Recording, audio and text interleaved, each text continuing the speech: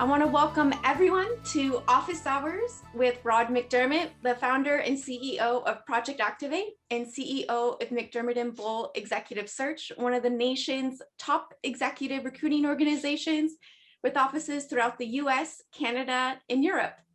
Office Hours is a live video series. This is based off of a popular webcast that we did earlier in 2020, and we're bringing it back here.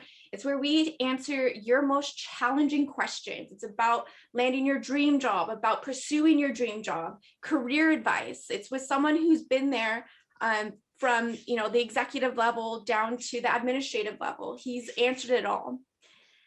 I'm your co-host, Kristen Farrenfort, and today's topic is, how do I know when to change careers? Now, Rod, how many times have you changed careers? Hey, well, Kristen, thank you. I'm going to answer that question in a minute. But first of all, I want to welcome everybody here. Kristen, I think you sent me a text. If there's a whistle in the back, it's windy. I'm up in Lake Tahoe right now. Came up for a little ski trip, and it's supposed to snow in about an hour, and then snow again tonight. So we should have some nice powder. But it's very, very windy right now. So if you hear any background noise, that's what it is. And I've got the blinds shut because the sun is powerful right now. But thank you again for joining us today. And we want to bring a topic every week to the table, but also more importantly, we want to answer your questions, the things that are getting you stuck and challenging you, whether it's in your job search or deciding, should I change jobs? Should I be looking for something different that gives me more purpose and maybe more pleasure in my day-to-day life? So that's the purpose behind this Office Hour series. Thank you, Kristen, for producing this and doing basically all the work and just, kind of reeling me in every Monday at 10 o'clock to be doing these things. So appreciate it. So now I will get to your question. I think I jumped the gun. Did you? I think I jumped the gun a little too early. I got too into it. Sorry. I know. I got too into it. I didn't even give you a platform I introduced you. You didn't even get to introduce yourself. I know. We'll get it down. All right. So how many times have I changed jobs? I've told Kristen this many times. She's heard this story before. As an executive search consultant, when I see somebody who's had new jobs every 2 years, I'm like, okay, that guy or gal is a job hopper. And I am one of them. I had, from getting out of college to getting into executive recruiting, I had a new job every 2 years. And I got into executive search when I was 33. So let's see, Citibank, Security Pacific Bank, then I had my own business, then I worked for another bank, then I had my own business again, then I worked for a computer security company, then I got into executive search. So I've had 7 jobs, but 6 of them in the first probably 11 years. Now I always did well. I always got, good bonuses and promotions and all that. My bosses were always sorry to see me go, but I always lost interest. I've told this to Kristen too, and I told this to my business partner, Chris Bull, when we started our firm. I said, buddy, I'm going to leave you if I can't change my job every 2 years. So I got to change it up because I get bored. So I don't know how many other people on this call are like that. If you are, maybe you can put that in the chat. And by the way, I recognize a couple of names too. If people want to put in kind of where they're dialing in from, I know we've got quite a few from Southern California, but we might have a few people from other areas. Feel free to just throw that in the chat too. Kristen, how about you? Me, gosh, I thought fashion. I thought I was going to live and die in fashion. I worked with you right out of college. And then I told you, we got some people from New Jersey, from San Diego, from SoCal coming on into the call. But all right, welcome. But yeah, I thought fashion was it. I remember sitting down with you and saying, I want to get into fashion. That's my interest. That's it. I got into it. That's the lifestyle I wanted. And little did I know it could not have been more opposite, right? The lifestyle of fashion. And it's something that, is probably more of a love and a hobby than it is a career, right? So it ironically didn't let me live a lifestyle that I actually wanted to live, right? I didn't have any work-life balance. So that was tough. And I think too, thinking about it, there's a lot of non-negotiables when you think about changing careers, right? So when you think about it, you think about lifestyle, you think about money, you think about title, you think about all these things that maybe not the career that you're in right now, but you want to get it and you want to get to that career trajectory at some point. So how do I change it? And Yeah. when do I change it? Right. But you sound like you're a serial entrepreneur. What about those that are I'm a not? serial something. Serial. But no, you're right. I mean, you've known me a long time, and I like starting businesses, since we've had McDermott Bull, which we founded in 2001. So we just had our 20-year anniversary. Um, let's see, we started our interim leaders business. We bought a company in Europe, and we're growing that. We're actually working on potentially a merger partner in Europe as well, which is kind of cool. I've got a call tomorrow with that. We opened a company in Canada. We started Project Activate. So I guess I would say I'm a serial entrepreneur. I like building companies, and it's fun to see them grow from nothing to, 8, 10, 15 million, 20 million. And that's been a blast. So I enjoy that. But I also know in myself that I like to have certain components of my life, right? And my job has to be able to give me that. So, when I knew it was time to change and get out of the corporate world, I had a VP sales job with a computer security company, VP sales and marketing. We weren't a massive company, but, we had business globally, and most of my time was spent in North America travel. But I realized I didn't control my own destiny. And I realized there were certain things that were non-negotiables to me, but I didn't actually know. Kind of like you, when you got into fashion, it's like, hey, you're following your dream, but then you realize, working for guests, you got the hours and you've got the culture of the company, which, has made them successful, but maybe is a fit or maybe isn't a fit for everybody. Absolutely. Yeah. And that's a good point. And I think a lot of people love that corporate lifestyle. I mean, both my parents worked in aerospace 35 plus years, and still my mom retired and came back and still loves it. They love that corporate, incentive and structure in their life. And they've been able to raise a family off of it, right? And successfully. So they owe a lot to Boeing. But having seen that and then been into a huge corporate structures, I knew this was probably not the lifestyle for me. This was probably not my career trajectory. And then, when I think about the extreme, right? You and I talked about a partner in our firm. He mentioned when he wanted to leave the corporate life, and he said that he would come in and he felt like the walls were caving in on him, right? When he would go into work, and it's such a powerful visual. Yeah. And it's so extreme. And then I remember listening to a podcast about a woman going into work, and she lived on the East Coast, and she said she wished that the train would go off its tracks, which is so that she had an excuse not to go into work. And I think that is definitely a sign you should change careers. That's funny. I'm curious how many people have ever thought about that, because that's the second story I've heard like that. So there's a gal who has been one of our speakers on Project Activate, and she was also one of our webinar guests probably a year ago. And she worked for a company. I think she was working for ADP right out of college. She was in sales, and that's what she wanted to do. And she would imagine herself on a Sunday evening getting into a minor car accident, nothing like really debilitating, but enough where she didn't have to go to work for like 3 or 4 days. I'm like, that is weird. How many people think like that? I'd be curious. By the way, really curious.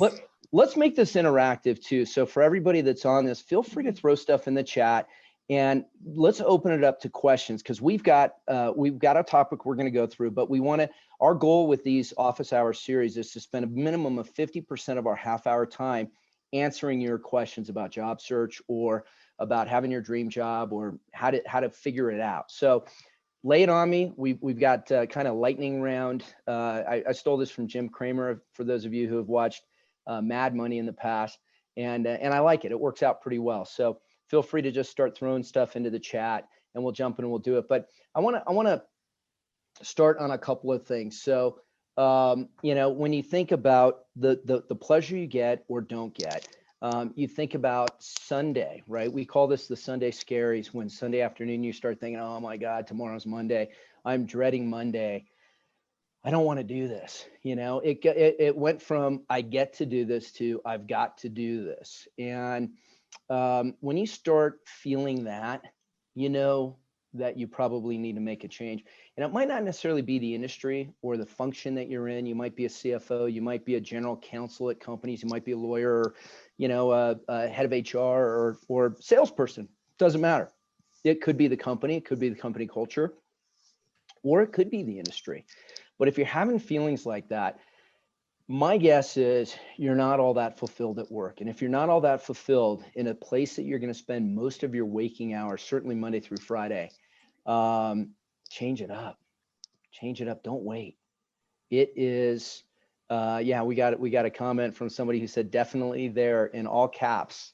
Yeah, it's time to start taking a look and at least building a plan. And that's one of the things. I'll share my quick story. Kristen, you know it obviously, but when I felt this, and I was at this company, right, and I'm running the sales group, I've got outside, inside, I've got rep firms. It was pretty fun, right? I had a lot of travel. There were some perks, but it wasn't for me, right? It wasn't the life I was supposed to be living. And so it was ironic. We had just won a big bid that we've been chasing for about a year. And I happened to be on the East Coast with my Northeast regional sales manager. And this bid happened to be in Dallas. And so I hopped a plane, went to Dallas, signed the contract the next morning with the buyer, and you know, had a celebratory lunch meeting, and then I flew back to New York. I started in Boston, flew to Dallas, then flew back to New York. And on the flight back to New York, I'm like, I should be feeling like $1 million. I should be on cloud 9 right now, and I'm not. I just knew that this wasn't for me. And it's ironic when you have a great day and you have great things happening and it's still not enough to put you over the edge, then in my opinion, at least for me, I absolutely knew I needed to make a change. And one of the things I did, I didn't know what to do at the time. I didn't know what my next job should be. I had a buddy who owned a mortgage company. He made really good money. He didn't work all that hard. He worked probably 6 hours a day. He took great vacations. He'd spend time working at home. You know, he had a new son. He was able to spend time raising his son with his wife, and that was all cool. He said, "Hey, I'll open an office in Orange County. You can do that if you want for us." And that wasn't for me. I didn't want to do that. And I had other friends, buddy who was a stockbroker at UBS at the time, and brought me up to his shop, and that wasn't for me either. So what I did is I kind of backed up, and without trying to solve the problem through the job I had, I wanted to try to figure out what I was solving for. And what I realized I was solving for is the life I wanted, the life I was meant to live, right? And I started writing down the components of that life, including you know, how much vacation I was able to take, right? Which basically led me into a role where I was kind of a commission-based person. That's how you started. That's how you, back then at least, how you started in retained search. We didn't have vacation. You could take as much or as little as you want. You're on commission. That was the other thing I wanted. I wanted uncapped income potential. Nobody told me how much I was going to make. So I wrote all these things down. I wanted to work with senior executives, you know, and my other role, we were dealing with product managers at Dell and Apple and other places like that. And they were great people, but it wasn't the level I wanted to work at. I wanted to be working with Michael Dell and or some of the chief staff there, you know, their head of HR. And so I wrote all these things down, and I probably took a couple of months. I carried this yellow legal pad around with me in my briefcase wherever I went, and I might be sitting on a plane. I'll pull it out. I'll write a couple of things down. I'd like to spend a month in Spain. I met my wife in Spain. We always talked about renting a house in Spain for a month in the summer. We've done it now 3 times, which is really cool. But I couldn't do it back then. Who's going to give you a month off, right? It just doesn't happen in that many companies, especially when you're running a sales organization. So, you know, my boss kind of looked at me if I want to take 10 days off. He's like, "Oh, okay. All right. You sure you can't do it in a week?" I'm like, "No, I really want 10 days." So, and again, it was a different time. That was in the 90s and all that. Things were different back then. But writing that whole list down helped me draw a picture, a portrait of my ideal life, the life I thought I was meant to live. And then I remember sharing it with a few folks. And one of them was a sales consultant that we were using at my company. He became a good friend of mine. And he said to me, "Have you ever thought of executive search?" And I said, "I never have." And he said, "Well, I have a friend who owns a firm. Why don't I introduce you?" And I met him. I ended up not going to work for him, but I spent the next 6 months exploring executive search and meeting with the top firms all over the country. Ended up joining a firm based out of Chicago. and to start off. And then Chris Bull and I left that firm and started our own firm, as you know, Kristen. But that got me on the journey, and it did line up with the things I wanted in my life. And I'll tell you, one of the things I see from a lot of the folks that we bring out of the corporate world, they come into our business and they say, this is so freaking fun. This is like Disneyland. On its worst day, it's like Disneyland. Now I just got to figure out how to make money. And it always takes people, a couple of years to ramp up and make money, but the fun they have is incredible. And we've had people that have been presidents, CEOs of companies, VPs of sales of companies join us. And so they have that corporate perspective. I had one guy who's been a partner of ours for a long time used to tell me when he was a VP of sales of public companies, he was always on a 13-week contract, right? You got to deliver next quarter or you're out, and that was really tough. He was always on edge and never had time for his family. And now he's taking amazing trips with his wife, and he generates a lot of revenue, and he makes probably 2.5 times what he used to make. So he's done quite well. So anyway, that's the journey I took. And this is not an ad to become a managing director. However, no, I'm not trying to. No, thank you, Kristen, for pointing that out. We are not trying to. Yeah. But if you are interested, chat me. But if no, but that's a really great point. It is such a good point. I mean, I'm looking at this and why this is our first topic too. I think it's so important. I just had a chat come in that says stomach aches on Monday morning. Are you? Oh man, it's time. Yeah. It's time. And where do I start? So everyone that has questions, send them through the chat, send them through the Q&A, but I'm going to get started. We had some questions come in before our session. So I'm going to get going on that, and hopefully this can help a couple of people on the call. Yeah, fire them up. Yeah, I'm going to get started. So here, question number 1. What if I don't want to change industries, but instead change to a different position within my company? I'm a director of FP&A and I want to get into marketing. So in the financial, but you want to get into marketing. Do I need to start from the bottom?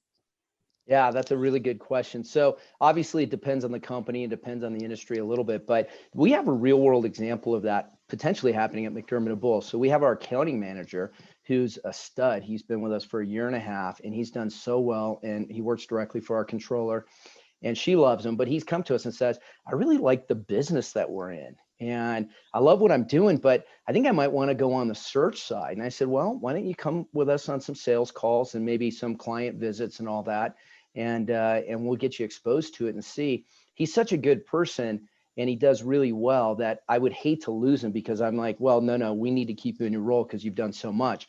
My belief is that if we don't give our great employees what they're capable of getting, then they'll just leave and get it somewhere else. And then we end up losing twice. We lost that person. So there's a chance that we're going to lose them as an accounting manager. But if we were going to lose them internally as an accounting manager, we'd lose him anyway. So let's move him into something else if he's qualified for that. So the advice I've given him, and this is the advice I've given other people. I remember talking to somebody real world in FP&A at Toyota Financial who wanted to get into something else. And she and I had this discussion over lunch one day. This is going back a few years. And I said, I call this networking, right? We all know what networking is, right? I want to talk to these people outside of my company that do different things because I want to potentially leave my company. I want other people to know who I am. But in networking, I've coined that, I don't know if anybody else has used that phrase, is networking within your organization. And if you start doing that and you start building a brand internally within your company, and you start learning about what the other departments do, even though you don't have experience doing that, they're going to see you as somebody who's strong and somebody who is performance oriented and can get it done. And most good companies at least don't want to hold you back. If it's a company that wants to hold you back and they're not going to give you opportunities for growth, it's probably time for you to start looking outside. If it's a company that's good, that likes to promote from within and wants to develop its own people, get your boss to start introducing you to their peers, right? So if you work for the CFO of the company, get in front of the head of marketing. And it might be a small company, so maybe you know that person already. Get in front of them, take them to lunch post-COVID, and or coffee. I'm doing a ton of coffees. I don't know if people are doing that now. I'm doing a bunch of outdoor coffee meetings right now. So especially it's getting a little bit warmer, starting to. So go do something and just say, listen, I'm interested in exploring other opportunities outside of my role in the company. I want to know more about your marketing department. I want to know about what you look for in team members. I want to know how somebody like me who doesn't have real world marketing experience could start with you, because I do know a lot about our company. I know a lot from the FP&A side. I know how things work in our company. I think I can bring that to bear in the marketing department and hopefully not start right at the bottom. Oh, that's awesome. And it actually reminds me of how people even get into the company at first, right? So take that same mentality. If you got networked into the company, Right. taken into a different position, that's really great. That's Yeah, awesome. exactly. That's really great. All right, second question. I want to start my own company. Should I consider a side hustle? This is very popular, adding in the side hustle, in addition to my current position, something that I can do in the evenings. Yeah, so I like this question a lot, because I think our world is probably going to be going to this. You know, I work with somebody, we actually have hired a consultant in social media marketing at Project Activate who is a stud. She is fantastic. And I've gotten to know her pretty well. She works for a big company. I won't say who it is, but she works for a very big company. And I said, hey, are you doing this on the side? Now I have meetings with her at 10 in the morning, 2 in the afternoon. So it's not like, hey, I can only do this from 5:30 to 8 every night. This is like, she intersperses this with her regular workday. And she goes, no, my boss totally knows. In fact, the CEO of our company knows that I do this.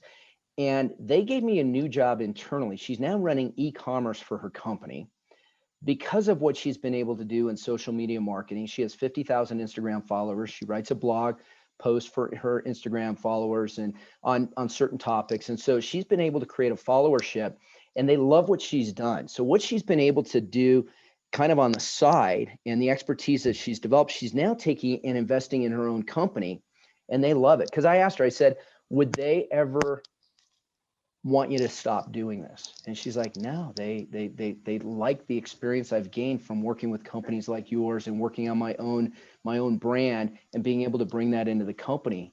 That's number one. Number two, she said, the CEO is CEO of like 4 companies. He's got side hustles, right? So this might be the way of the world, right? When you start thinking about it, when you want, at the end of the day, what is it we as owners or CEOs want? We want performance. We want results. If we set a goal, we want to hit that goal. If we're going to hit that, having fired up, excited employees that happen to have a side hustle, and maybe they're only working 6-7 hours a day for us, they're not putting in 10 hours. This is what we used to think way back. I mean, my partner and I were kind of straight out of Mad Men, right? You got to be dedicated, and you got to, what are you doing on Saturday morning? You should be playing golf with a client, or you should be, working, right? And we've thrown that to the wind. That doesn't work anymore, and that's not the right way to, probably never worked even back then either. But now it's more about the results, right? If you get me incredible results, the results I want, or exceed our goals, and you work 4 hours a day, I don't care. Yeah. You don't work Fridays, I don't care. Yeah. I don't care what it is. We just want the results. If we get the performance, we don't care. And the idea about having a side hustle. So for this viewer who has this question, I would say if you are intent on leaving your job, this is a great way to see if the side hustle can become your full-time gig, if that's your plan. If you don't want to leave your job, but you think this is a way that you can actually get some more professional and intellectual stimulation and make a few dollars on the side, bring it on, man. Absolutely do it, as long as it doesn't affect your performance negatively. And if it affects your performance positively, I'm telling you, if I had great employees coming to me and saying, hey, I want to do this, but I promise you I'll get my work done and I'll still hit our goals, and I give them that, that's a gift I'm giving them. They're more likely to like my company and not leave. When I asked her, I said, have you thought about leaving your company? She's like, in the past, but since they've allowed me to do this, I have the best of both worlds. Absolutely. Absolutely. And like you said, this is the future, right? This is the norm. This is the norm, especially with my generation, your daughter's generation, to have a side hustle. It probably won't even be called a side hustle. It'll probably be called something else because it'll be the norm, right? Yeah. That's what's so awesome. That's what's awesome too, was that what you can see in 2020, everything is virtual. Everything can be easy. I had a friend of mine who's one of the gurus of outplacement in Orange County, at least, and he had a pretty big firm and he sold it to one of the national firms. probably 30 years ago, but he had this concept he called the portfolio career. And he said, when you look back, he sold his company in, I think, the mid 90s. When you look back prior to the mid 90s, people generally had one, maybe two jobs, two companies, I should say, that they worked for in their career. The portfolio career changed that. You started taking your skills to other companies. And now if you stay with a company more than 5 years, 8 years, it's kind of long, you know? Yeah. And now I think the portfolio career will continue to evolve into the portfolio job, right? Absolutely. So what you're doing today to pay your mortgage, to pay your livelihood, might not be from a company. It might be from a series of individual companies. And it's getting easier and easier to do. Everybody used to work for a company because of insurance. Now everybody can get insurance and you can't be blocked out because of, you know, Affordable Care Act and all that. So not that I want to get into any politics on this show. That's not what we're about, but it's easier. You can set up your own LLC. It's really easy to do. There's a lot of accountants that, I mean, starting a business used to be kind of a big deal. Now it's not. It's so easy. So easy. It's Etsy, Yeah, right? exactly. That's a Etsy, business. eBay, You're not a business Amazon. owner. Yeah, Exactly. exactly. Yeah. So I have this question. It just came in through the chat. I think, you know, we have about 5 minutes or so left. We want to keep this session about 30 minutes, right? Something impactful. Keep firing up questions, guys. Anybody who's on here who has something that's stopping them right now, fire them in the chat. We'll try and get to it before we're done. I've got a good one here. All right. How do you know if it's the right time to start a new career? So, you know, the topic we got going on. I'm currently an executive in the life sciences space, and I want to get into real estate. I have a family, and I haven't even considered asking my wife what that leap would even look like. Any tips? Oh yeah, yeah. There's a lot of stuff that that we've got. There, your back door just opened, Kristen. My the ghost of Topanga opened up our door. That's funny. No, so this is really common. Guys, I went through this myself, right? VP of sales, I get a paycheck. I've got benefits. I had a car allowance. I'm like, okay, you're going to go into executive search where you make no salary. It's 100% commission. Yep. We have to buy our own benefits, right? The firm I worked with, that's how we had to do it. My firm, we don't do it that way. But, you know, and so it was a whole departure. That was a conversation. But I will tell you, in fact, one of the good friends we have, some of you folks I know are in our executive networks. You might know Dan Coblin, who's with Continuum Consulting. This was Dan's story, right? Dan, I've known Dan since he was an HR director over at Gateway, and Gateway was my largest client back in 99 and 2000. And Dan had continued to move up in HR to a number of other companies, became the head of HR at a $1 billion company, and had a very successful HR career, but didn't love it, right? This is his story, and he shared it with folks in the past. So he went to his money manager and said, listen, I want to get myself set up. This is at age 40-ish. I want to get myself set up so that by 50, I can retire and do what I really want to do.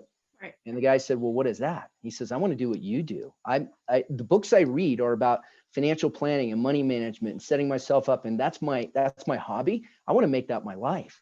Right. And so here Dan went from a very successful HR career where he wanted to retire at 50, where I've asked him before, so when do you think you'll retire now? He's like, never. Why would I ever retire? I'm loving this, right? So his financial planner put him on a 2-year track. He said, Dan, you don't have to wait till you're 50. I just need 2 years. He was early 40s. I think it was 40, 41, 42. So literally before he hit mid 40s, he was able to transition. And he's been doing financial planning now, I want to say 13, 14, 15 years. He's got a nice group. I think they manage about $500 million. And I think he has 15 or so people with him. So he's built a really nice business, but it didn't take all that long. It took 2 years where he could build up enough savings so he could continue to maintain his lifestyle that he had. His kids were younger. He wasn't paying for college at the time. So he had a little bit of a runway to actually get to that point where he could start paying for college. I did the same. I had 2 young kids. I had a 3-year-old and a 1-year-old when I got into executive search. Now, as you know, I have 4 kids. Yeah. So that's scary. Those are scary times. Yeah. So, but you know, I was able to build my business to a point where I can pay for all of them to go to college, knock on wood.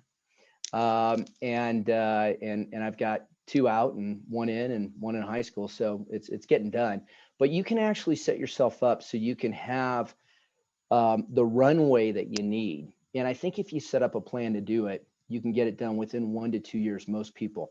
Now, I want to share this. So if you're feeling like this person's describing, you know, you're one of the 85% of people that don't love what they do, that are disengaged. And that's not where we want to be, right? We want to be in this place that gets us fired up. No stomach aches on Monday. We want to be fired up on Monday to get after it and to work with great people and to build our futures, right? Where it doesn't feel like work. I'll tell you one quick story. I know we're just about out of time, but there was a gentleman in Orange County who died not quite a year ago, probably 11 months ago, at 97 years old. He was chairman of his billion-dollar company up until a year before he died. He resigned as chairman. He resigned as a board member of a bank in town that he was on the board of. He was a founding board member. He did that probably a year and a half before he died.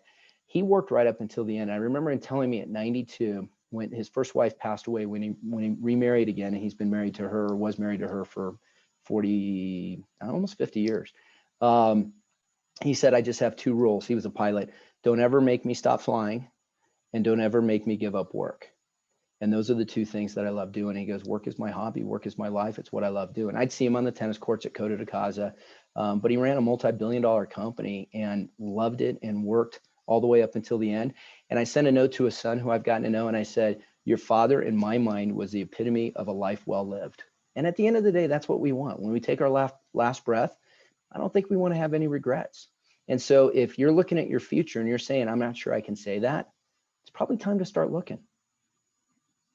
Absolutely. And I think, having heard all these stories and really kind of putting them together, some self-reflection, right? It does take some self-reflection, and it looks like we're about time. Time is I think we're 2 minutes over. Sorry. 2 minutes over. Sorry, guys. Promise we'll be on time. Sorry, guys. The beauty of the internet. We don't have to shut off. It's not like Jim Cramer's Mad Money. We have to shut it off. But no, if you guys have other questions that we weren't able to get to today, we're going to be back next Monday at 10 o'clock. I don't know where I'm going to be. I'm actually shooting a hero's journey for Project Activate. We're doing a film series Monday through Thursday next week. So somewhere in this country, I will be with internet access, and I will log in, but hold your questions till next week. And then somebody just asked, will we provide a recording? I think, Kristen, you've been recording this. Why don't you answer that? Yes, I will be providing a recording with this. And after every session, we will be sending out a recording. This will live on Project Activate, their YouTube as well. So great information on YouTube. Project Activate has all these questions. McDermott Minute, if you're not into it, get into it. Otherwise, join us every week for office hours, and we will be answering all your questions. Next week, we have how to make a great first impression in an interview. So, we want to make sure that all the people that are part of our world, make sure that they're the brides, not the bridesmaids. We want to make sure that they win when they get up to the plate, they hit the ball. All right. Hey, thanks everybody. Kristen, great job. So much fun doing this with you. We'll see you all next Monday at 10 o'clock. Awesome. Thanks, Rod. See you guys next week. Hitting the slopes. See ya. See you later. Bye.